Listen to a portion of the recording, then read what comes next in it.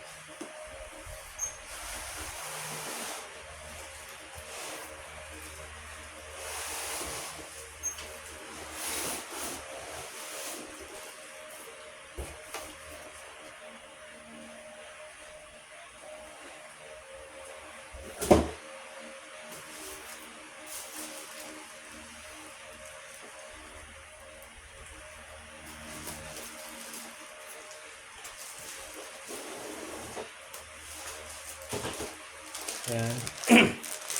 Meron siyang kasamang power cord. Ito yung sa stand niya. Sa stand. Tapos, meron siyang libreng HDMI. At ito yung parang pinaka base ng stand.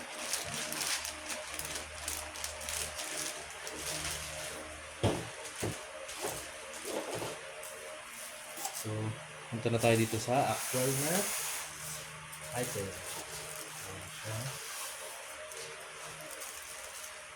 Ayan.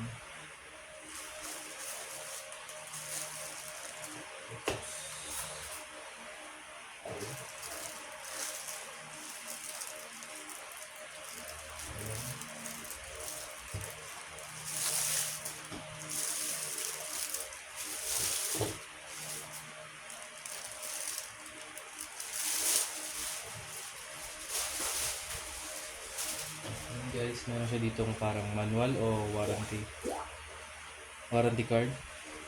So, ito na yung monitor niya. 22 inches. Full HD.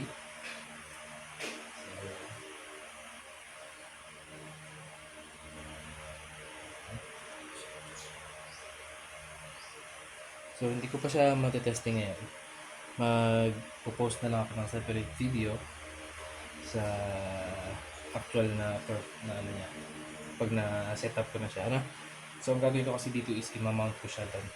I-mount ko siya dun sa mga laptop ko. Ayan. So, ready na yung mount ko doon. So, ayan. So, ayun. Sana sulit. Then, tingnan natin yung mga ports niya. Ito yung mga ports niya. Ayan. Meron siyang HDMI. Meron siyang VGA. Ayan. Power cord. Yan lang yung port niya. Wala siyang audio out ng HDMI. So, wala itong audio out. Wala ring speaker. Itong monitor na to. Okay?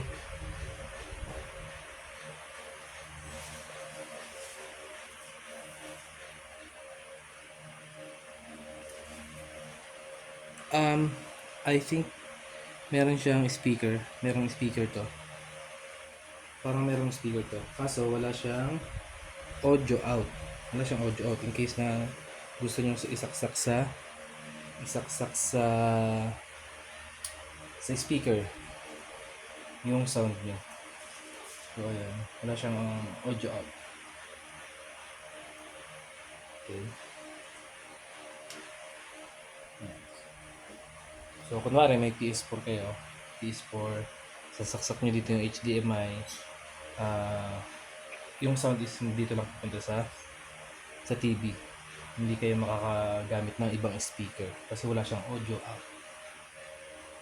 So, ayun lang. Ito, Envision H22V8. Check nyo na lang yung next video para sa actual na performance. Okay? Thank you.